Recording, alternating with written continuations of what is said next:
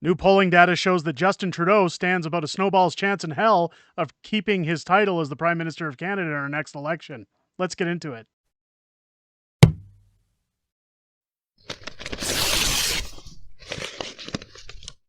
Oh, yeah! What's going on, ladies and gentlemen? Welcome back to The Fringe. And wow, 10,000 subscribers. I can't believe we hit it. What a day. I'm breathless. Thank you so much to everybody who's joined the channel, everybody who has subscribed, who's been here from the beginning, everybody who's joined our now Fringe majority here on the channel. I set a goal of Halloween, and look at that. We hit it 2 weeks early. I'm completely taken back. At least at the time of filming this video, we were at 10,000. Knowing my luck, some people have unsubscribed just to set that number back. But regardless, we're in the ballpark, and I'm very grateful to everybody who's been here on the channel. Now, one thing that's gotten us to 10,000 subscribers, and one thing that's a bit of a hot button issue, is Justin Trudeau. I mean, if you look at the history of videos, he seems to be the hot topic of discussion. Granted, he is the current Prime Minister of Canada, and of course he is going to be under the microscope. But when I start to look at why I would go after Justin Trudeau, well, let's be honest, it's just so easy. It's not even a challenge anymore. Of course, we have certain media folk like Cian Bexty here. I'm gonna pull this up. Cian Bexty on Twitter, breaking. I don't know how breaking it is. Trudeau's numbers are in free fall. Yeah, Justin Trudeau, his numbers have been in free fall for a while, quite some time. There were rumors, of course, going into the summer this year that we were going to see a fall election, which didn't come to fruition. And I'm almost glad, because the cost of an election is definitely something that the Canadian public don't need right now. But on the other side of the coin, how much more damage can Justin Trudeau do to the economy that would offset the cost of an election? It's kind of 6 of one, half a dozen of another. But again, the more damage he does, the better it gets for us to have a possibility of a majority government next time around and get the Liberals and the NDP out of here. And speaking of the NDP, I think I have a good understanding as to why Trudeau's numbers are tanking lately. And if you've watched Justin Trudeau since the Freedom Convoy, he's kind of like, you can go woke and then you go full woke. And Justin Trudeau has definitely gone full woke when it comes to making pipelines about gender, and everything's about gender ideology. And, well, the NDP having their conference, and of course coming out with even this tweet saying, if anybody is wondering why the Conservatives' popularity is exploding, look no further than this. Let's take a look at what's being said here. A reminder that we will enforce gender parity at the mics, and Adrian explained the process with the yellow card as well. So please remember to give space to those who face systemic barriers and discrimination, including women, Black, Indigenous, and racialized folk in particular, people living with disabilities, and 2S LGBTQIA+ folk. Our convention has special speaker priority for gender equity. If you identify with a gender other than men for the purpose of the equity-seeking rule, you... So hang on here, hang on. She goes on this long tangent about let's respect Indigenous, let's respect the alphabet group, let's do all this, and then goes on to say, if you're anybody but a man and you want to speak, that's basically what this has all been about. They hate men, and if you're not a man, you're going to get priority speaking. Let's continue. I find that so mind-boggling.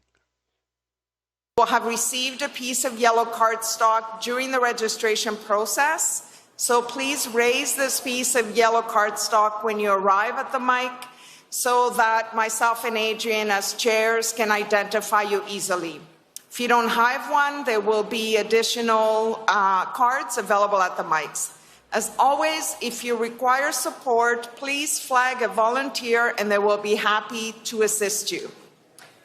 As New Democrats, we strive to create inclusive spaces where everyone gets a voice at the table. There is also a roving mic for anyone with accessibility needs. So please, I think we have set up almost everyone who's got accessibility needs, but if not, please raise your hand and someone will come and help you. Now, I can almost guarantee you somebody has raised their hand. in that conference. The reason being, there was an old rule I was told in business school, and that's that you can never please everybody, and the person who tries to is a fool. And unfortunately, when you hear these same taglines from the liberals, from the NDP, and it's always, oh, we want to acknowledge woman, and we want to acknowledge gender ideology, and we want to acknowledge indigenous, and we want to acknowledge the alphabet people, and basically, and then she summed it up perfectly. We want to acknowledge anybody but men, white men. It's hilarious at times if it wasn't so sad at the same time. I guess the problem that I have, and most people say to me, Derek, why is it that you have such a problem when it comes to how somebody identifies? A lot of the times I hear those questions even coming from women saying that if a man wants to identify as a woman, what is the problem? A lot of women feel that this is empowering, that more men want to identify as women. Well, when you look at men in women's sports, and when you look at just the I guess the unfair advantage that women then possess, what I would argue, and again, my personal opinion on the matter, if people are really looking for an explanation, is that women play a very vital role on this planet. Women can reproduce, women continue the human race. Women, I'll tell you right now, can deal with a hell of a lot more than most men when it comes to emotions. Now, those emotions do come pouring out every 28 days or so, and you'd see severe negotiations. But when it comes to stress, when it comes to high intensity situations, I find women usually are the ones who tend to have a better head on their shoulders. Now, again, women have a lot of fine qualities in this world. And when you identify men as women, as you see Dylan Mulvaney currently winning Woman of the Year in the United States, it demeans women. It brings women down a notch, saying not only did Bruce Jenner, I can't remember what he changed his name to. I almost said Kylie, but that's his daughter. Caitlyn Jenner. He changed it to Caitlyn Jenner. But when we've seen Caitlyn Jenner win Woman of the Year the first year that he came out as trans and had post-op, and now we're seeing Dylan Mulvaney after countless surgeries saying, hey, look, I'm a woman too, and I got Woman of the Year. I just feel that it really takes women down a notch and almost humiliates and demeans them. And if I were a woman, which I certainly don't identify as one, I'd be heavily insulted that any man thinks that they could take the position of a woman in this world. So the constant pandering to gender ideology, the constant pandering to make everybody feel included, to say we've tailor fit everything around your needs and your requests and everything, while doing nothing to benefit the people of this country, is clearly what is making the polls tank, not to mention the ridiculous spending and inflation, the current housing market, 8 years of irresponsible behavior from our government. I mean, look, it's not just this gender stuff, but I wanted to show that NDP video to show that this is just one of the many problems. I know we got off on a tangent, but even Reuters is showing analysis that Canadians Trudeau far behind in the polls, but still remains the Liberals' best chance.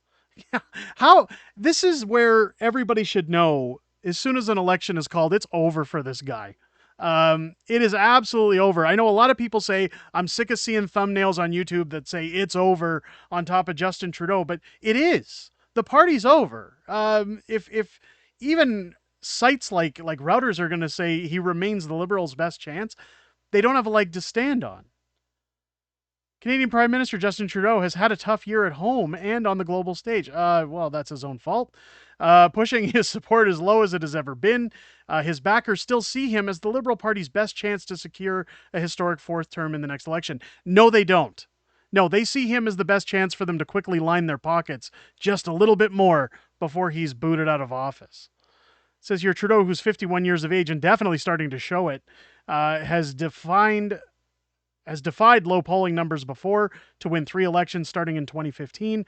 A federal election is not due until October of 2025, a decade after he first took power. Right now, most opinion polls show Trudeau significantly trailing his newest rival, Conservative leader Pierre Poilievre. Now, the reason I wanted to bring up that article from Reuters, and again, it goes into the usual jargon, but what we can see here from Justin Trudeau is that 8 years of reckless spending, no accountability, multiple scandals, high inflation, printing money like it's nobody's business, like it has no effect on the economy, bringing in countless immigrants into the country, while while raising our national debt and making houses unaffordable for people to live in, introducing carbon tax. Like, look, the list goes on and on and on. This man stands no chance of being reelected. Uh, if he is reelected, and again, we've seen it in other elections where I thought the last federal election during the pandemic was going to seal his fate. I figured that was going to be the end of Justin Trudeau. Unfortunately, we all know that that little pocket of Ontario and portions of Quebec basically control the next election. They're going to control who sits in power. With Justin Trudeau, and a lot of community members and viewers actually brought it to my attention when we talked about the amnesty on the firearm ban that's going on in the country being extended to 2025. It's going to be a key factor for Trudeau to try and siphon up those votes. And when my viewers tell me that, I wholeheartedly agree. And it's something that I kind of failed to mention in the last video, but I do think that's going to be an issue because this time Trudeau can't run on fear, which is exactly, if you look at tactics, if you look at what other presidents have done in the United States, you go back to 9/11. George Bush was elected to a second term because of 9/11. He ran on fear. He used fear as a weapon to convince people, hey, if you don't put me back in office, we're going to have more attacks at home. We're going to have more airplanes flying into things. We're going to have more home attacks. We need to go in and get our oil. I mean, Osama, get everything done. And the people voted him in. Now, when it comes to Justin Trudeau, he ran in the last election saying, you don't want to get on a plane or a train with those dirty folks. So put me back in office and I'll take control of that. And of course, people were very ill-informed during that time, I believe, and voted based out of fear and voted thinking that this was a way to secure their health and their safety. And of course, we are once again stuck paying the price more ways than one for Justin Trudeau's stupidity. But let me know down below in the comments what you guys think. Do you think that there's a possibility, whether it's manipulation, whether it's inside jobs, whether it's, the old tinfoil hat army coming to the rescue? Are we going to see Justin Trudeau secure another election, or are you joining me on the hill of saying, look, it's a matter of time, the writing's on the wall, and it's basically over? I believe this is the end of Justin Trudeau, and I don't think we're going to have to wait until 2025 to see that, but time will tell. Let me know what you guys think down below in the comments. If it's your first time here, I hope this video has earned your subscription as we continue marching forward, that we are now a large fringe majority. Join us here on the fringe, become one of us unacceptables, and follow us along as you hit that subscribe button. Click your bell for notifications. Join us here every Sunday night where I go live and do the weekly wrap, and we talk about everything going on in the world of politics, everything that's happened in the past week, everything coming up in the next week, and it's a good chance to hang out with the community and kind of hear what you guys have to say, and I always look forward to that. I hope to see some new members in there every week and letting me know that you're new and hearing what you guys have to say. I hope you enjoyed this video and have a great day. I'll catch you on the next one.